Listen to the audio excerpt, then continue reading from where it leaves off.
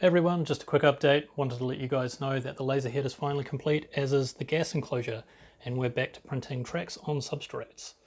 And this is the first attempt that I had just earlier before. I think we are looking at 10 millimeters a second, 15 and 20 millimeters a second.